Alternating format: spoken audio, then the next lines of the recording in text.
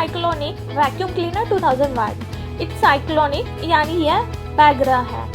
यह 2000 वाट पर संचालित होता है और एक उन्नत बल प्रौद्योगिकी प्रदर्शित करता है। इसका शोर निर्माण है 1.8 M3 पर मिनट।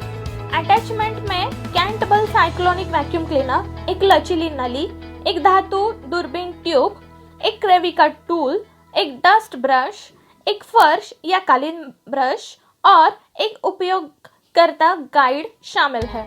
कंपनी 1 साल की वारंटी भी देती है।